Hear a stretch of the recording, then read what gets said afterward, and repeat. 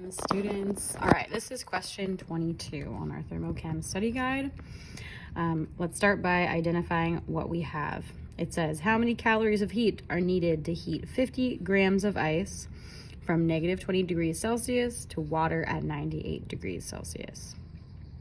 Use phase change. So we're starting with ice at negative 20 degrees, and then we are heating it up to water at 98 degrees.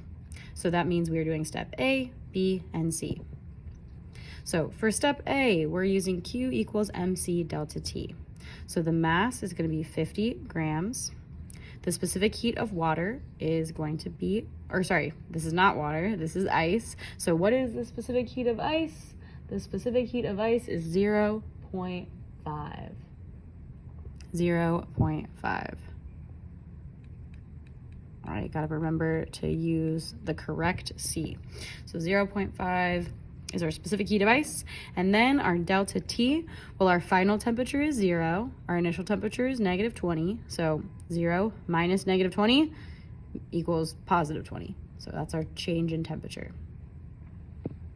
All right, when we add all this together,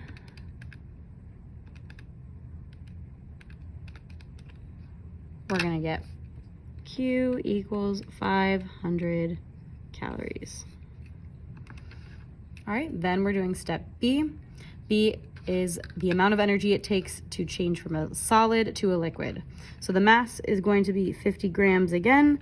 The delta H of ice is 79.9.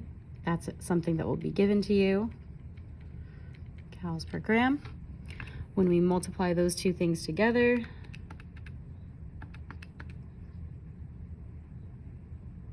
we are getting Q equals 3,995 calories. Okay, and then our final step is step C, figuring out the amount of energy it takes to heat from 0 to 98 degrees Celsius. So Q equals MC delta T is our equation for step C. Our mass is going to be 50 grams. The specific heat of water is 1, and then our temperature change is going to be 98 because we're going from our initial temperature is 0, final temperature is 98. So remember, delta T is final minus initial, and we get 98. All right, so when we multiply these, our Q should be 4,900 calories. All right, to get your total Q, you're gonna add up the Q, the energy from each step.